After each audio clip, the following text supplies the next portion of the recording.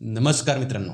सत्ताधारी पक्षाचा एक ज्येष्ठ नेता आणि त्याच सरकारला विधानसभेत जाहीरपणे सुनावतो. सावरकरांना इंग्रजांनी अमानुष यातना दिलेल्या, निदान तुम्ही तरी त्यांचा अवमान करू नका, असे शब्द उच्चारत सुधीर मुनगंटीवार यांनी सभागृहात सरकारलाच कठोर प्रश्न विचारलेले आहे. पण असा प्रसंग नेमका का आलेला?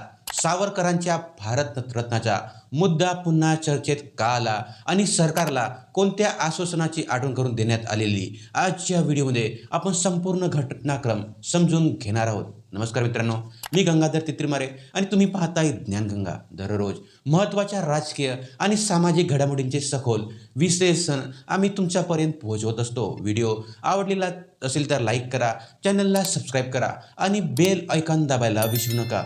महाराष्ट्र विधानसभेच्या पावसाळी अधिवेशनात माजी मंत्री आणि भाजपचे ज्येष्ठ नेते सुधीर मुनगंटीवार यांनी स्वातंत्र्यवीर विनायक दामोदर सावरकर यांना भारतरत्न देण्याचा मुद्दा उपस्थित केलेला असताना मुनगंटीवार यांनी सभागृहात सांगितले की भाजपने आपल्या जाहीरनाम्यात सावरकरांना भारतरत्न देण्याचे आश्वासन दिलेले होते, मात्र त्या संदर्भातील प्रस्ताव आणि फाईल पुढे सरकत नसल्याची खंत त्यांनी व्यक्त केलेली आहे. याच वेळी त्यांनी भावनिक शब्दात म्हटलेले आहे की सावरकरांना इंग्रजांनी इतक्या यातना दिलेल्या आहेत, निदान तुम्ही तरी त्यांचा अवमान करू नका. या वक्तव्यानंतर सभागृहात काही काळ गंभीर वातावरण निर्माण झाल्याचे बघायला मिळालेले आहे. भारतरत्न हा भारताचा सर्वोच्च नागरी पुरस्कार म्हणजे नागरी सन्मान आहे. देशासाठी असामान्य योगदान देणाऱ्या व्यक्तींना हा पुरस्कार दिलेला जातो, परंतु सावरकरांना भारतरत्न द्यावा अशी मागणी अनेक वर्षापासून होत आहे. विशेषतः भाजप आणि काही इतर संघटनांनी वेळोवेळी ही मागणी केलेली आहे, परंतु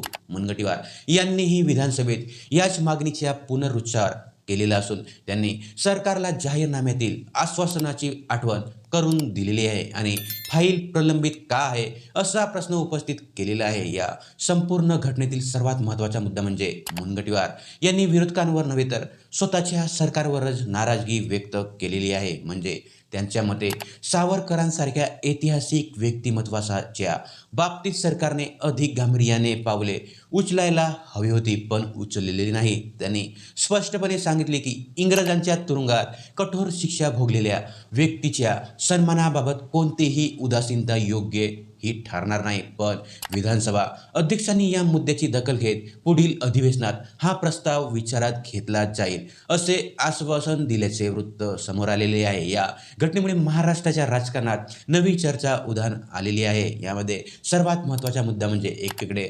सावरकरांना भारतरत्न देण्याची मागणी पुन्हा जोर धरत आहे, तर दुसरीकडे सरकारने जाहीरनाम्यातील आश्वासनाची जी काही अंमलबजावणी का झाली नाही या प्रश्नावरही हा प्रश्न उपस्थित केलेला जात आहे. मित्रांनो, या मुद्द्यावर पुढे केंद्र सरकार आणि राज्य सरकार कोणती भूमिका घेते याकडे अनेकांचे लक्ष लागलेले आहे, परंतु या संपूर्ण प्रकरणातून एक गोष्ट स्पष्ट होते. सावरकर हे आजही भारतीय राजकारणातील चर्चेच्या केंद्रस्थानी असलेले एक व्यक्तिमत्व आहे. त्यांना भारतरत्न द्यावा की नाही द्यावा यावर वेगवेगळी मते असू शकतात, मात्र विधानसभेत मुनगंटीवार यांनी उपस्थित केलेला मुद्दा हा सरकारने दिलेल्या आश्वासनाच्या अंमलबजावणीशी संबंधित होता. या विषयावर पुढे काय निर्णय होतो हे पाहणे महत्त्वाचे ठरणार आहे. तुमचे मत काय आहे? सावरकरांना भारतरत्न द्यावा का आणि सरकारने हा निर्णय लवकर घ्यावा असे तुम्हाला वाटते का? तुमचे मत कमेंट्समध्ये नक्की लिहा. अशाच माहितीपूर्ण आणि संतुलित विश्लेषणासाठी